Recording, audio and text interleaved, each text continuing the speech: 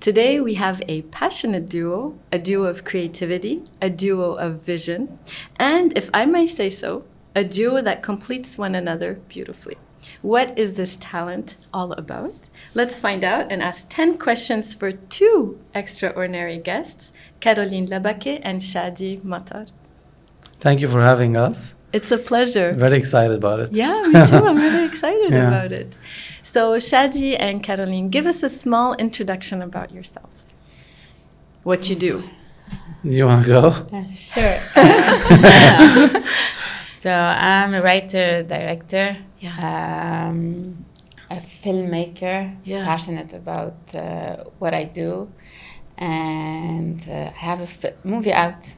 Yeah, we're going to talk about that soon. Yeah, definitely. Chady?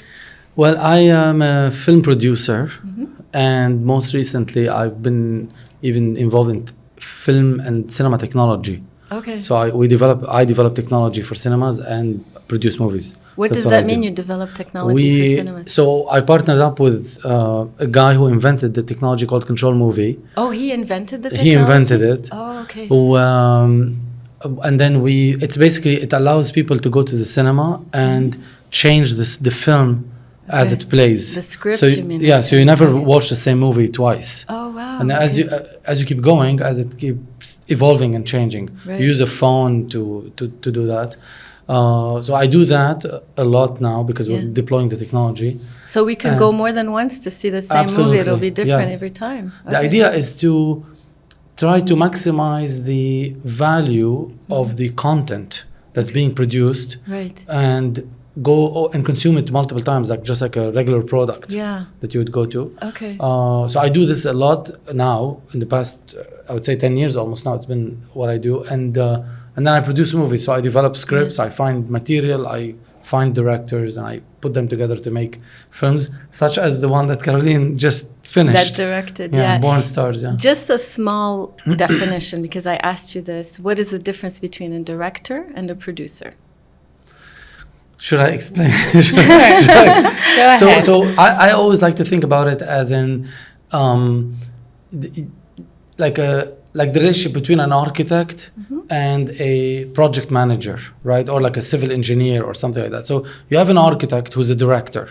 They're the creative force behind the ideas, the concepts, the designs, all of these things. Okay. And they bring in somebody to execute that. And that somebody in our world is a producer. Okay. They are the ones that are going to put the money together. They're going to put the cast together in conjunction with the vision of that architect, that director. Right. Usually the producer is sort of like the sous lieutenant of the captain. Like it's like the captain is the director. Okay. Oh, the director is the captain. Is the captain of the ship. Okay, so you're the captain. Yeah, she's the captain. Okay. She's the one steering the boat. She's the one saying we're gonna go in this direction. Right. All the creative aspects. Yeah. Yes. So. And then the producer the producer has to be highly creative and highly knowledgeable about art and all of that to be able to debate with that director, whether that vision will translate to the audience, because ultimately you're making a product to sell. Like ultimately, can we say it's a bit like an entrepreneur? Very much so. Okay. It is very much so. Yeah.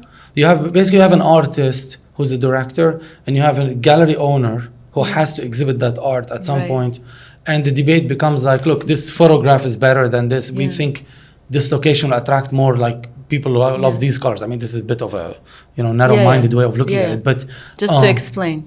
Yeah, absolutely. Yeah. Like so it's a very fused relationship, and a director needs a producer to bring them, what I always say, into gravity, because you want them to be very creative, you want them to fly, but at the same time, it's like, look, you have to land, and we have to, get back down to earth. Yeah, we want everything, but he has to say, we don't have the money, or this is going to take too long, or so we're like, the director is always dreaming about the perfect shot, and the perfect moment, and the perfect cast, but the producer is here to encourage, of course, the vision, but for sure sometimes because we want something that might cost too much or might take too long to execute. Or it's just simply unachievable. Like you sometimes logistically, you know, we want, I don't know, I'm just saying anything now, but we want a huge drone shot coming. I mean, maybe the city is not going to let you shoot it, right? Like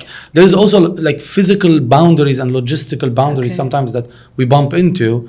Then you as a producer have to come back and be like, how about we do it this way? Would this still translate the vision you have into a more physical aspect that we can, without losing this vision? You're kind of like, as a producer, you're the vision preserver, but you're also the vision destroyer in a sense. Like it's destroyer. Because you kind of like are always trying to like preserve that vision, but sometimes you come and you're just like, we can't do this. You make the make it realistic, right? Maybe destroyer is a bit of a harsh word, but you're kind of like, because you know how it is. Like sometimes everybody dreams of everything, right? Especially when you're young. Oh my God! Like this is when you work with when you work with young directors. I mean, it's phenomenal also because they push you as a producer to find ways to make it. I mean, we always say the job is to turn a no into a yes. Right. As a producer, your job is to turn a no into a yes. Oh, interesting. Okay. But sometimes you just can't. So you feel the difference. In our case, it's a bit different because it's really. He gave me the freedom to do whatever needed to be done and whatever vision I had. Okay. So, but sometimes, for sure, a producer can really like take over the in a sense the big decision making. Like even when it's a movie that is not independent, usually at studios, the director doesn't have the last say. Oh, he doesn't have the freedom. No, it doesn't. At a studio, it's the producers there who have the last cut. Right. A director finishes his job, what was required of him, his vision. Yeah, the professional part. Or her. Or her, for sure. But so for us, this is what we worked on is an independent movie, and especially because we're husband and wife, so it changes also the dynamic. The dynamic. It's a bit different. But there is a point in that I would like to highlight is that in this new world of a lot of content existence, so and much creativity, and you can technically build everything, let's say, by yourself on YouTube. Now, I mean, it used to be a Panavision camera, which you can never buy. Okay. Because Panavision forbid selling their cameras. Because at the time, people would buy the camera and just Panavision wouldn't make money anymore. Oh, who would use them then? The studios and only studios were allowed to use them. Yeah, so Panavision even at the time changed their model into rental. So this way they can keep making money. And I'm telling you this to tell you like how much that has changed, where you can now buy a very high-end camera. You can create your own content, put it on your YouTube channel, let's say, promote it, do all of that stuff. So in this new world, I think there's also a more of a supportive idea that let the creative people do their thing. And try to rein them into what can function properly and have an impact. So there's a little bit more freedom for the creator now. Okay. Because in the studio world, where in the States, for example, which is where I kind of spent the last 20 years of my life, the studio and the producers have the ultimate power. Like we usually bring in a director, she or he does the job, 6, 7, 8 weeks into post-production, editing, they're out, thank you very much, and then we take over the film. Okay. We're very, I say we because at that point I'm in the studio world. We're very sort of scientific about it. Like we do test screening, the results are on a paper. Okay, we have to change the scene. We change the scene. Sometimes you call back the director, we're like, we have to reshoot this thing. And the director's like, that's not my vision. We're like, sorry, you have to do it. Yours doesn't work. Like, I didn't know. It becomes very sort of mechanical. Unless you're a big director, then this few directors changes. Of course. If you're talking I don't know, Christopher Nolan, Martin Scorsese, Steven Spielberg, Denis Villeneuve. I mean, of course. And then of course in independent films, which I think there's a lot of beauty. Or companies like A24, which are like what we call them mini majors, which are smaller studios. They let the directors have more because it's more auteur driven. Okay, so there's more potential in those little projects. There's a lot of potential. I have grown into the producer that I want the director to do everything and it's their vision, and I will fight the fight, but keep their vision. Is it because Caroline is your wife and she inspired you a little bit? No, because you have, in my philosophy, you have no right as a producer to get a director who is taking over the project that you've, let's say, shepherded or developed, and then all of a sudden like box them. Then you're losing. Why did you get like? It's a complex thing. It's like a little bit you bring in an architect again to build you a house. Yes, you have your demands. Like I want a kitchen here. I have 3 kids. I want 4 bedrooms. Like of course, these are called them specs, right? It's a bit like we have this much budget. We have to shoot in Lebanon. Like these are specs that you can tell the director. But you can't also all of a sudden tell the architect like, this is start designing. Then don't bring an architect. You take over what he's doing. That's what you mean. Yeah. It's just, this is a personal philosophy and approach to entertainment. Right. So now you have this new movie that came out. Coming out. Well, yeah, it's coming out. Yeah. At the time of recording, it hasn't come out. It's coming out. It's coming out. And Caroline, you went from acting to now writing and directing this movie, right? So you co-wrote this screenplay with somebody. I did. So so tell us, because it took a long time. It did. Yeah. A very long time, actually. So I met this young screenwriter called Tony Eli Kanaan about like maybe 12 years ago. Yeah. And he had this tiny script that he wrote with his cousin. Oh, with his cousin he started. Dori Kanaan. Okay. And so I read it. Right. By chance? Did he show it to you? No. So Chady had met Tony prior, and then he gave me the script to read. Oh, okay. When I read it, I thought the idea was amazing, but it needed work. Okay. A lot of work. Yeah. A bit of maturity. Yes. Okay. I mean, he was younger. He was like in his, he was 18 maybe when he wrote it. I joke and I say he was like 5 or 6 because I met him such a long time ago. Seriously. Yeah, he was at that age, like 18, 20, I think, or something like that. So exactly like you said, the idea was a bit naive, but the thought of that subject matter, which we'll talk about in it, was really interesting. Okay. So I wanted to help him develop it with Chady. So I took on the job of script doctor. It's called script doctoring, where you just give mentorship, feedback. Yes, kind of give feedback, ideas, discuss the script, kind of developing it in the right direction. So we started off as like giving comments, and then I started sitting down and writing with him, and then soon I was like fully you got really involved. Yes, and soon the script became a bit my vision in a sense. Like, and you got along? We did. Okay, that's really important because it might not happen. It's very. Yeah. I mean, to go back to the producing sort of what do you call it, like idea? Cocooning kind of thing, and producers have this label of being nannies because they have to ride around the egos of directors and writers and actors. So you kind of have to play a little bit of a kindergarten nanny in a sense. Oh, okay. I didn't have a hard time with them at all. Okay. They had a very good synergy. I mean, they're still very good. Everybody's still good super synergy. Good. Oh my God! It's. I mean, I think the job they did, which painfully long, was phenomenal. I mean, the film is phenomenal because of that script. Why did it take so long?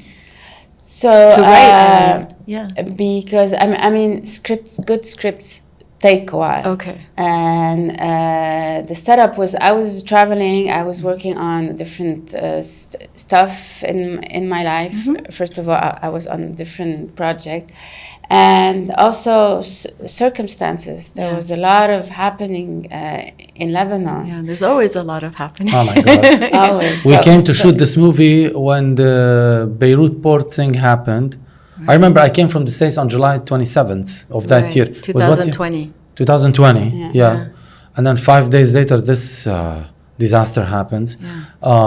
When were you supposed to start filming? Like, early fall, something like that, like end of summer. Right. And you were doing casting, no? I think. There was some casting going. We were starting the process, and then everything stopped. Like the whole country. Our house was demolished. I mean, and then we after that whole ordeal, I told Karen, let's just go back to the States now. Like take a break.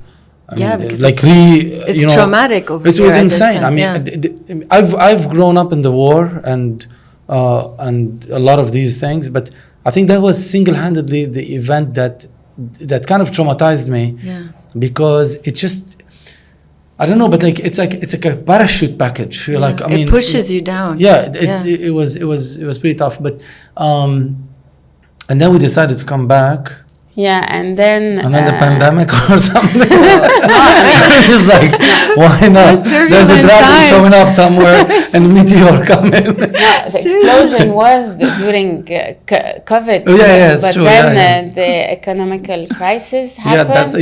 We had everything some money to shoot the film, and suddenly the whatever money we had became like peanuts. That is something also very difficult, because as a producer, I'm responsible for those investors and all of that money. I mean, you have to like kind of, first of all, very thankful, very, I mean, these people are trusting you. I mean, let's be honest. An investor who gives you money was from Lebanon, so it's 100% Lebanese made film. So what happens to the financing of the movie? So some of the money we got early on, was highly devalued, but you still owe that value to the investor. So an investor who gave you $100, let's say, now it's worth what, $15-16? You have $15-16 to extract $100 of value. Right. So do they understand? I'm sure there was of course they do, and they're super and I mean, till this day there have been nothing but, I mean, I'm gonna knock on wood, because oh my God, what a group. Yeah. Okay, they are. I love these guys. Yeah. And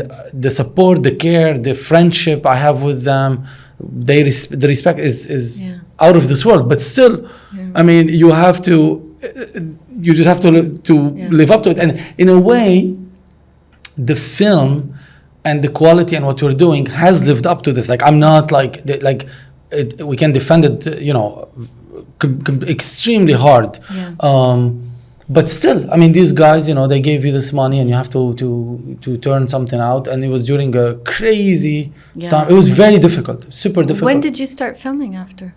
So we filmed in 2021, summer 2021. Right. June, July. It was June, July. Right? Yes. In the heat, right? Yeah, and you were pregnant? And she was pregnant. I was pregnant. How long did it take to film? 28 days. Oh, that's it? Yeah. No, a little bit. Yeah, I would say even like, because we shot also stuff in the States later. Yes, and all for that. sure. I would, if I want to account for everything, it's like 35, States. 36 days. Yeah. Oh, okay. I didn't expect that, because I'm lucky I got to see the movie, and the tech part, everything was just oh my God, incredible. The amount of footage that exists is massive. Exactly. But that's a testament to her efficiency. Yeah. I mean, we were having a conversation about efficiency before the podcast. And that's a testament to her efficiency. Yeah. As a director, she didn't waste time on set. She was like, I want it like this, boom, boom, boom. And it's just like done. And then, we're very moving. Natural settings also. Yes, it very wasn't natural like setting. made up. Absolutely. It was very important for me from the start to really showcase what Lebanon is, in a sense where there's always, I mean, you can always shoot in a studio and stuff like this to make it easier on yourself. But I wanted to shoot on location, and we shot almost everywhere, in Beirut. Okay. So real locations. Real location, real homes, real spaces. So I wanted also to showcase, because we want to showcase the real, not the realism, but I want to really, the movie that I wanted to make was a reflection of our culture. This was priority. Sorry, but we didn't even say the name of the movie. No, I said earlier it's a Bornstars. Oh, did you? Sorry. I said until she did Bornstars. But we can say that again. Bornstars, Do you want to explain a little bit what the movie is about, so that you can talk Yes, further about reflecting society and the culture? So it's about 5 guys who decide to shoot the first Lebanese porn film. Right. And That's unique. It is. Well, I think it might have crossed everyone's mind at some point, but they're like, this is a bad idea. These guys went for it. Let me rephrase that. Just like in the movie. Five foolish guys, Yeah. I might say, Yeah. who set up to open the first Lebanese porn website, Yeah. thinking that, you know what, we're quick we're money. open, Yeah. we've changed, Okay. and That's right. They thought that they'd be able to succeed because they thought they'd get more support exactly. Yes, in the correct. movie. Yes. Yeah. So Yeah. they're young, they're Gen Zs, you know. Yeah. They're on the internet. I mean, I always say whatever you say on X or Twitter, Twitter. In comments, are you gonna say it in the real world? I guess it's kind of that's the mindset. True. Yeah, But the thing is, these people were, in a sense, couldn't find anywhere else to make this money, and they've done it for an honorable reason. I was gonna say it's for an honorable reason. Yes, because one of their friends needs to graduate. Yeah. His dad gets fired, and he cannot pay his tuition. Yeah. So they set up to help a friend, and they're all highly educated people, very ambitious. He wants to travel to go to MIT. So I mean, he's Also, someone who's going to MIT. I don't think. I mean, they're pretty smart, right? Yeah, That's true. If that's their ambition. That's true. Yeah. And they found they wanted to make an easy buck, as they say, like also like something fast now, because he needs to travel. He needs to finish. It's his last semester at uni, so he's just in a hurry also. And it's part of also being young and foolish. You think like I can do whatever I want. The and innocence that you're able to do anything you want. Of course. Exactly. And they're on the internet. Right. They say, you know what? Who's gonna catch us? Right. We're invisible. Like on the internet, we can. The there's possibilities so many ways are endless on the internet. Yes, there's so many ways to not to get caught. Yeah. But also the fact remain, we're in Lebanon. Yeah. So It's not just the, But the cultural barriers. It wasn't just the legal. Yes. No, but I think security. the idea was that, yes, of course, we're in Lebanon, we're Lebanese, we're making it. I mean, I always say a film like this, you make it in the States, doesn't mean anything in a sense, because you could just do that. Yeah. But somebody wrote a text about the film, which he said, or she said, because I don't know who that is, but that the film shows that not every Western concept translates well into our culture. Oh, and I love that. Yeah, I love that true. because porn is obviously the stupidest sort of alibi. But there's a lot of ideas. We're like, because we inherit that stuff, right? Like the American pop culture, all of these things. Yeah. And having lived half of my life in the States, I know exactly the way they think, the way they export their culture.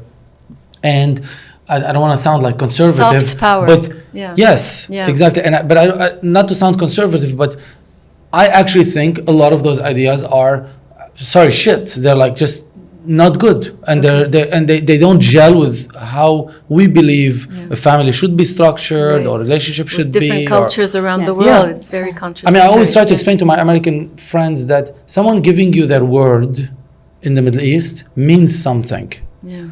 And if somebody says that, I will do it, Japanese are the same way. Yeah. In America, no, you have to have a contract and a lawyer and an agreement. To make sure. Yeah. So, which is better? Isn't that funny? Isn't that amazing? Yeah. And with all the violence that we live in anything, but we can trust the word of another Of course, person. if somebody says, look, I will do it, and they're very defensive about it. Like, I gave you my word. They say, I gave you my word. How dare you question? Like, and I absolutely love this because I think it's very human. Yeah, I was going to say the human connection. It's very human. Not everything has to be papered and everything.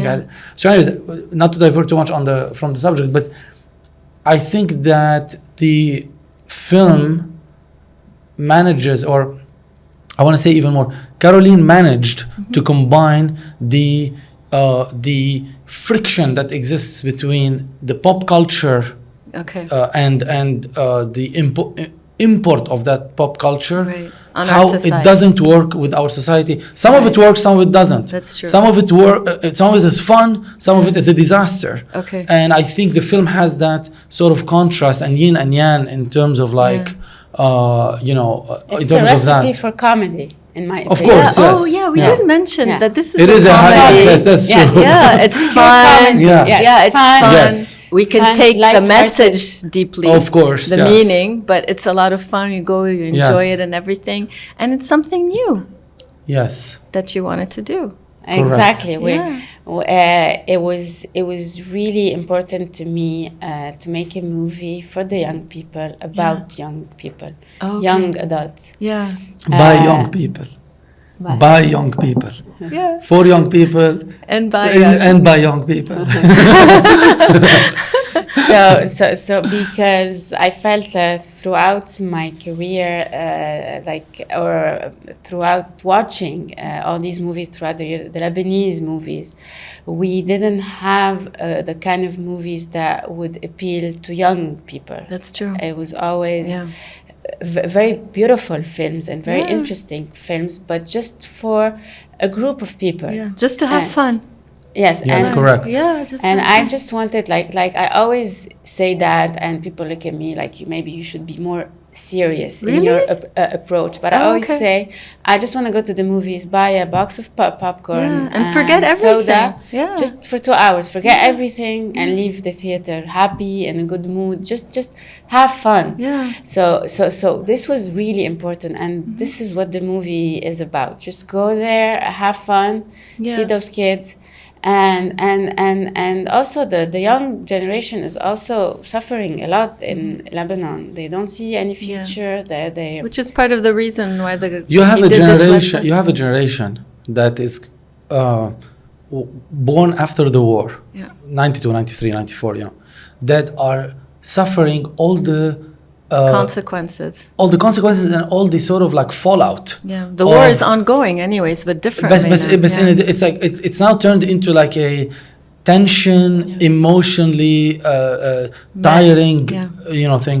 And I have a theory that the generation that lived in the war, I call them the baby boomers in this case, they have not reconciled with what happened. Yeah. So this is their fallout on this new generation.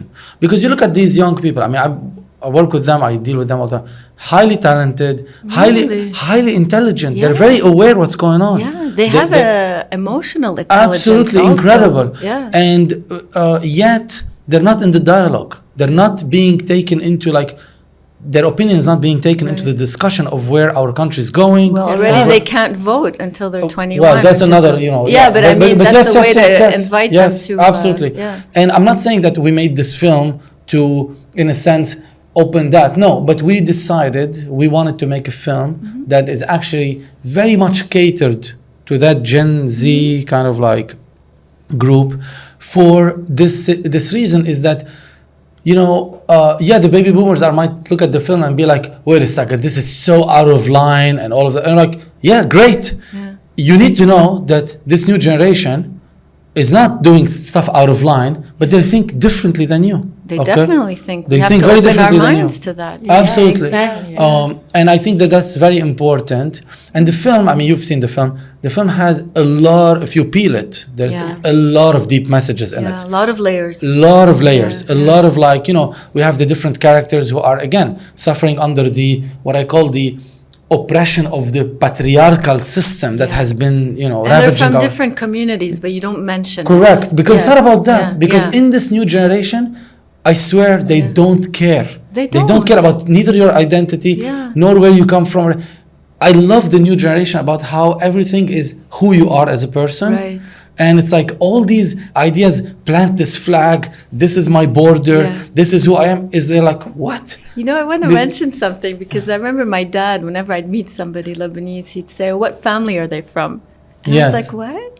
Interesting. You You don't see, think yeah. about these things, Yeah. but they think they have Of this course, mentality. because all of a Yeah. sudden when they know, they grew up in a, I think the boomers and all of that, and this culture, they grew up in a structured, like, depends on which family you're from, Yeah. means how much money you have or power, and that commands the respect. Right. In this new generation, which was born and raised on the internet, I mean, all of a sudden you have We're a kid all in equal. Lebanon, Yeah. playing Call of Duty with a guy in Mexico, Yeah. or another girl in Finland. Yeah. Yeah. So for them, it's like we're all in this game together. Like doesn't matter. Yeah. So that is now translating into the real world, and I personally think this is why we have a bit of chaos in the world, because the new generation is like, what are these borders? What are these countries? Yeah. Like, who cares? Do you really want this land? Go live in another land, like, etc., etc. And I think the film, in a lot of its layers, depicts those things. Yeah, it reflects that. It reflects a lot of that. Yeah. And I think Caroline made an insane job at doing two things. You either go into the film with, like she said, a bucket of popcorn and a soda, and you just have a fun ride and laugh, and you can go into the film and be like, holy crap, okay, this is like a brick on my head. Yeah. But you come back out of it. Absolutely. You enjoy the moment, and Yes. then afterwards you're like, hey, wait a second. Correct. Yeah. Absolutely. This is the exact feeling I want people to have, because it's true, it's a comedy, and it's true, I say get a box of popcorn and enjoy it. Yeah.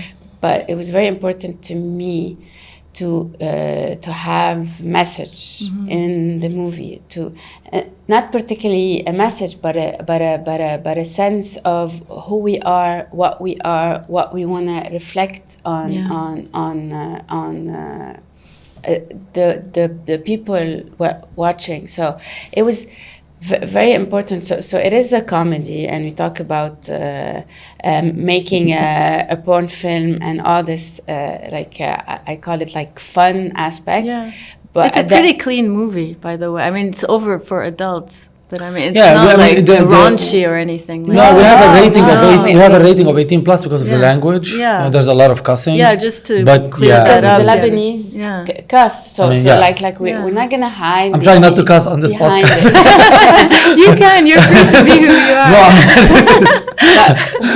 We they're gonna be really like want- putting you like YouTube will put like R-rated. foul language on this. Warning. Yeah. Yes, no, but it was very important because of the subject matter to do it in a very classy way. Yeah. In a sense, and what the movie is talking about really is the struggle of those young people, where the space, the country they live in doesn't offer them a lot of opportunities, and when the going gets tough, so they're gonna have to find Their any own means way, and- yeah. Yeah. and Have their to own find their and own way, yeah. invent and create. Yeah. We're showcasing the porn, they resorted to doing a porn movie out of Desperation. desperation. Yeah. Because they don't have help anywhere No, else. they right? don't. Yeah. They couldn't do anything I mean, else. in a look, there's sense. no. I know I might get some backlash on this, but there's no real institution for youth. Yeah. That is, I mean, there might be. I'm probably not aware of them, but Or they're very small. or they're very at a small and the reach scale. is very, Right. you know. Yeah. I'm not saying that they should. Everyone should. No, should do what they did. No, not of course at all. not. I'm No, not you're at all, not but- condoning But I'm pornography. sure course I'm not. saying the Yeah. Of course not. desperation, for, Yeah. like It's a to go satire. all the way Yeah. and do this. Yeah. It means there's a problem. Hey, Right. stop. We have to let's reflect. look at the we problem. Yeah. we designed the film where I always used to tell Tony and Caroline when they were developing it, you need to be able to swap the porn element to something else, and it Oh, still needs to right. work. Yeah. So take out porn, put drugs, it's still Yeah. equally bad, Right. but it's still the same desperation, Right. same path to redemption, same awakening of like you shouldn't do these things. Right. As desperate as you are, you take out I don't know. Drugs and porn and I don't know, I'm just saying anything but like put a kidnapping of a CEO who has a lot of money and trying to extract money from. I mean, now it becomes a heist movie. But what They I'm saying do is that that in the movies. Yeah, It's correct. yeah. The point is the film is not about the tool they used. It's about why they went to that tool. Yeah. But the Okay. pitch is funny. It is. Oh, of course, it's Like, funny. No, Especially Five the guys- title, the Yes, play yes, on yes, words. yes, I yes, mean, of yeah. course. 5 guys. now everybody's set saying up- like Bleeze. Oh, yeah? Yeah, Bleeze already said perfect. Everyone's now using the B instead of the P. In Oh, they Lebanon. do that with my name sometimes. the ones who can speak Patrice. English very, yeah. It works though. Yeah. Jeez. Yeah, it's So really funny actually, thing. the main character is the co-writer. Yes, Yes. it is, yes. So what was it like on the set, working with all this group of young people in a turbulent time, Was it like harmonious? It was amazing. It was fun. Is it like a lighter feel? It was amazing. She has a point of view other than mine, but, but she can, Why don't I focus on hers? I love my actor. Like, I love my actors. Like, I wouldn't have done it without them, to be honest. Yeah, genuinely. They were like really handpicked. Okay. Like, we did a lot of like the casting, and I want to thank my casting director, Pauline Daguer, that did a fantastic job. Yeah. She really understood what I wanted. Yeah. And she's a beast. Like, unbelievable. And my really God. kept at it, like to find me like the person that I was happy with. Right. And I got lucky, really, because I think you probably attracted the right energy too. Yeah, it's this combination of luck, hard work, the right time, and also look. I mean, she worked with them. She did it the right way, which is she's rehearsed with the actors before you go to set. A lot. Okay.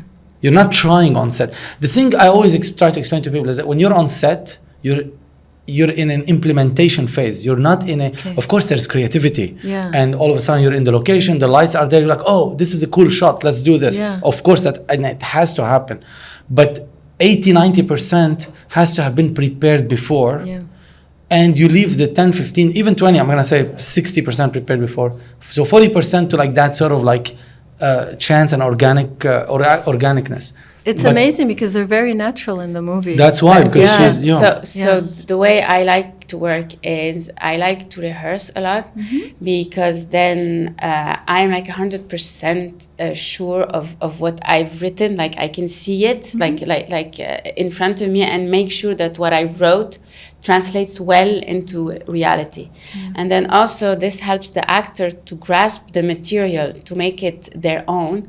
But it's very important to me, after the rehearsal, we rehearse a lot, but on set, because we've rehearsed so much, I let my actors go in a sense. You gave them the freedom. Yes. Okay. Because it's important for them to grasp the material and make bring it their own thing, and adopt the character.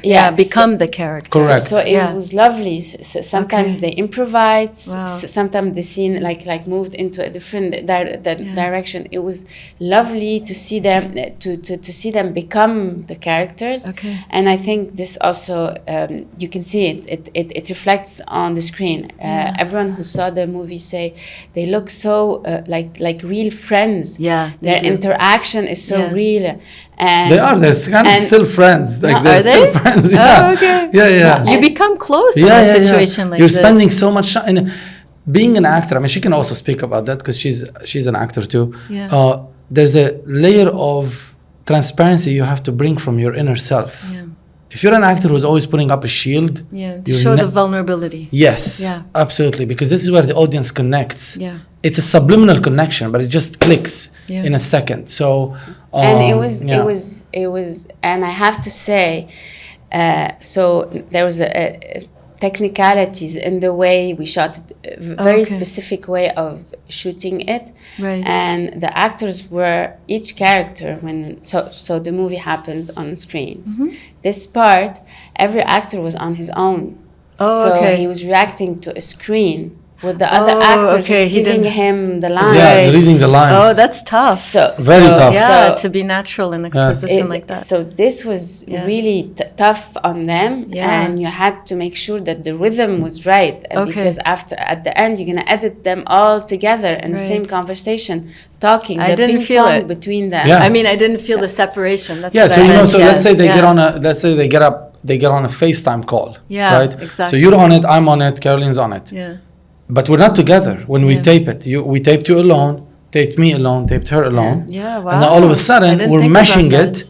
And that was tremendous work. That's a huge part of the movie. It's 46% of the film. Oh, is it that much? Wow. It doesn't feel that though, because it's just ping pong. It just goes and goes. I know. It does.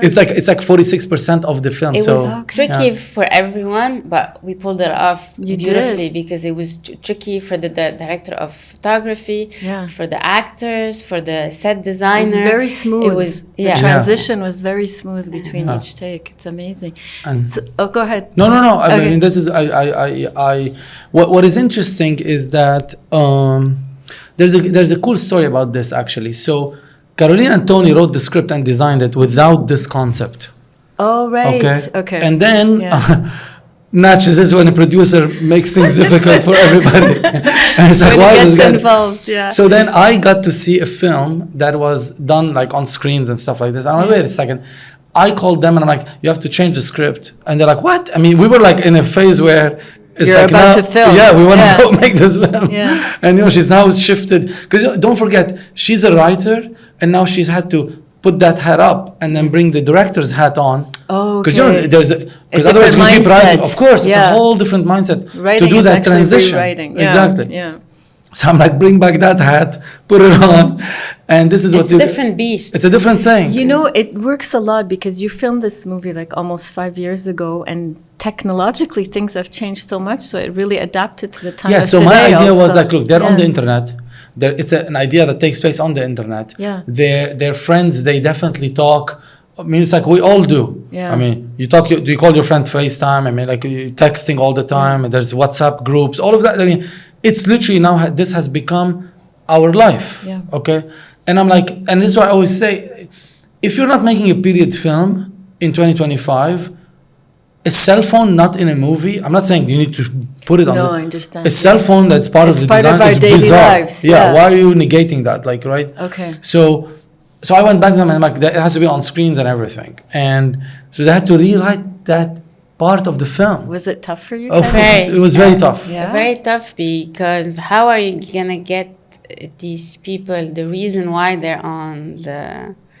Why are they always on those, screens if they're living in the same city? You mean? Yes. Yeah. Yeah. Okay. So then we introduce a character, which will Oh, that's why you introduced the character in yeah, the but States? the American guy. Yeah. But it also anchored JD's the desire, main character. Yeah, the JD. main character, because he was born in the States, moved to Lebanon, so it anchored him more that he still has a part of his life there. Yeah.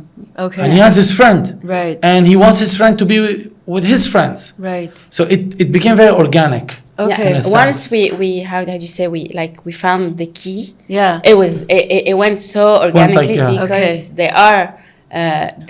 everyone is on their screens. And now everyone goes on FaceTime, on WhatsApp, sends voice notes. Especially the young generation, they're always on video calls much more than audio calls. All the time. Now, yeah. And then most people think that we did that because we wanted to minimize the budget. Oh, okay. That part but costs technologically, oh my God, it's huge. that's the most expensive part of the film. It shows. I mean, it is because everything's animated. Yeah. Every time a cursor moves, it's animation. It's like literally animation, like Toy Story. Like it's from scratch. Yeah. Everything is from was scratch. made from scratch. And this part took us the longest, and this 2 is why years. also the editing process took a while. Right. And because we didn't have a budget, so we were a small crew working Small team, on it. Yeah. So yes, small team working on it. So it took us more time than we had hoped. And she had to play not just director in this piece, also cinematographer and editor, because you're on those screens, right? So 4 people are on a screen. Now she has to think, how is her camera moving from a close-up on one guy to a medium shot, because you have to treat those screens as if you're on several hats at once. Yeah, like and editing. And she's like, if I edit this part, here, yes, you had to be really rethink, not rethink in a sense, edit in a very different way than you would have edited something shot traditional footage. Because what usually happens is so you shoot your film and you already know your edit in a sense. Here I would like a close-up, here a wide shot. So you have things in the back of your mind. Of course, like on the shoot you've already have your shot list, so you know exactly, and it goes fast when you go into editing. It's just a matter of putting it together. In this format, it was pretty tough because we shot everything. I had a clear idea of how things are going to go and the structure of the story and what's happening. But once you put all the elements, you still need to then do your shot list again. Right. It's like a reverse. It's like a sort of reverse. Now the question is, will you do it again? Is the question. So it was cool and fun. So this process, like it's continuous challenges every time. Stages after stages. So we filmed the videos, but now it was time to do the graphics for it. Once the graphics were set, you needed to fill up everything. Okay. Like, did you have to learn new techniques? There's Facebook. There's for sure. I mean, yes, of course, and it was a new charted territory. Like we were not like doing this.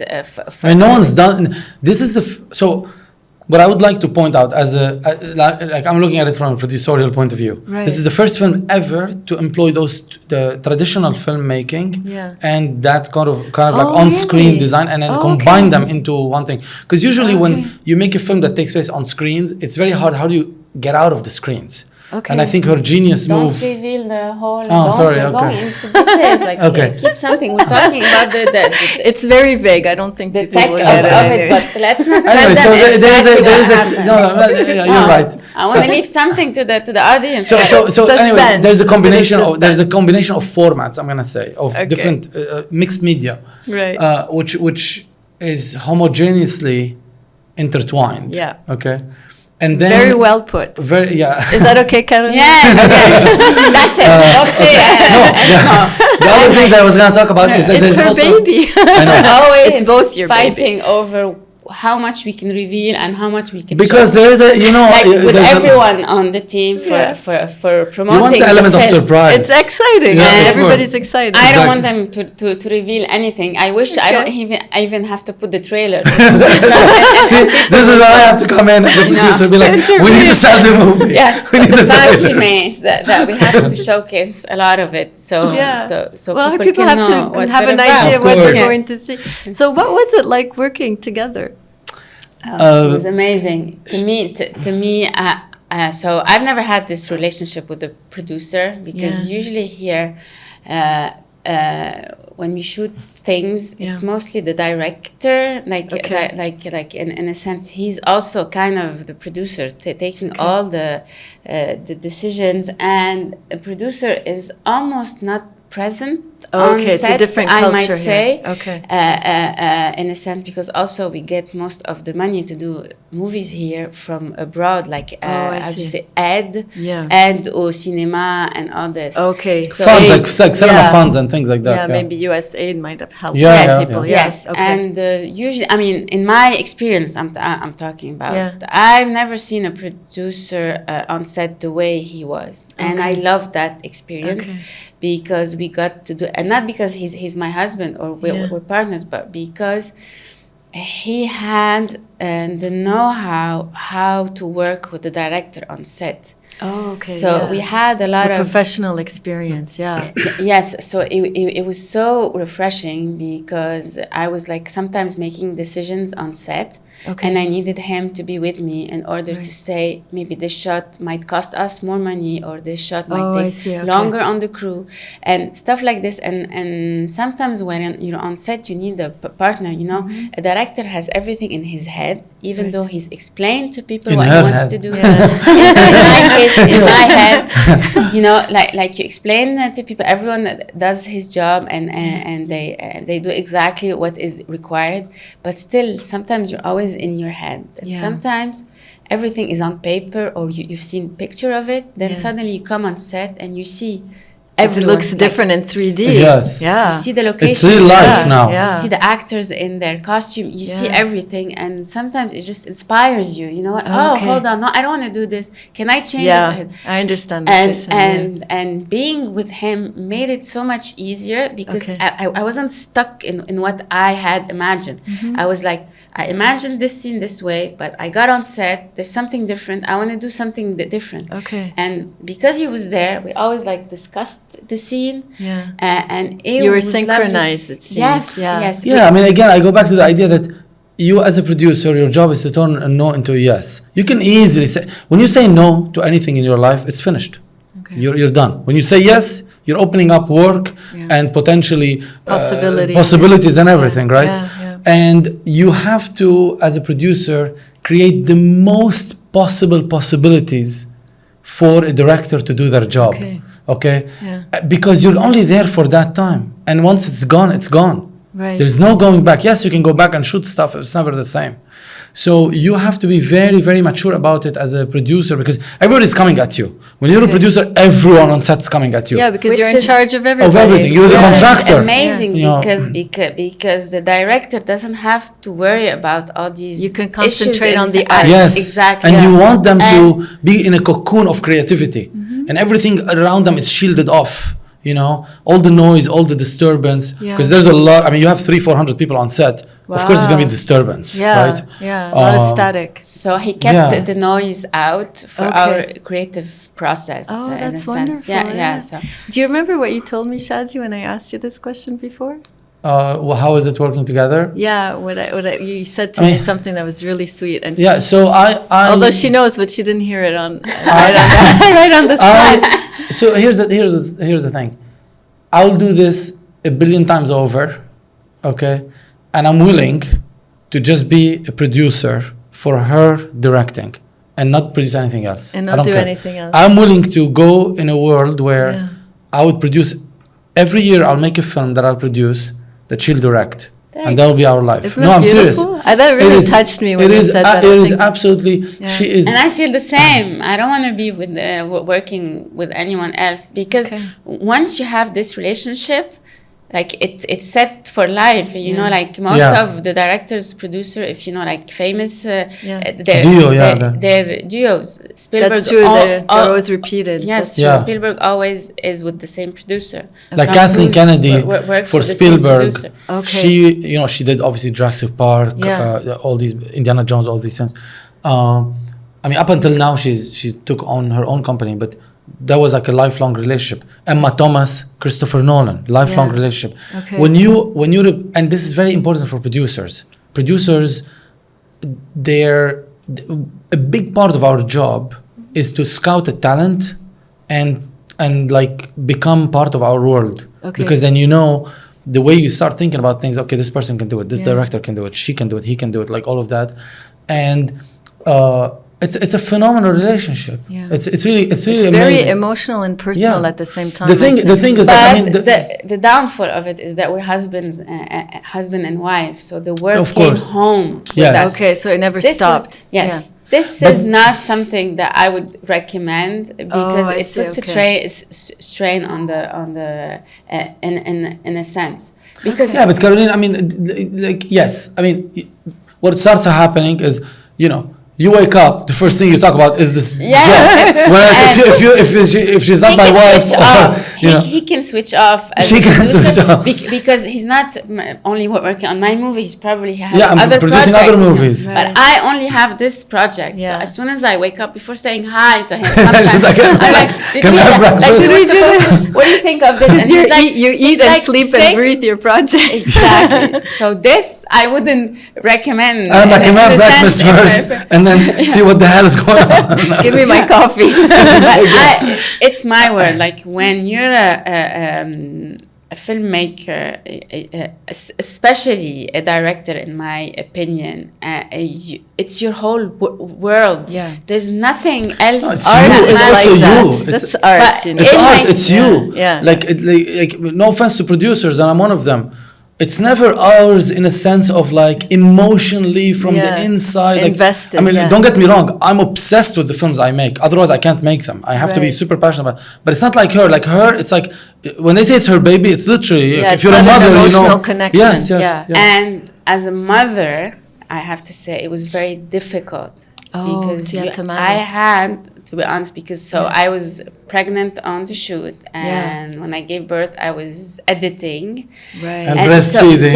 Oh, you did. You breastfed also. That takes time. So yeah. it's hard because now I had 2 babies actually. Right. And, Twins. and it was pretty difficult because I had to be present for both and Yeah. completely, and so it was pretty magical, because I get to spend with her 24/7 without Yeah. being away from her, because Yeah. I was At least it editing. wasn't an office She was job. next to me. Yeah, correct. Yeah. But still, like, she was always with me.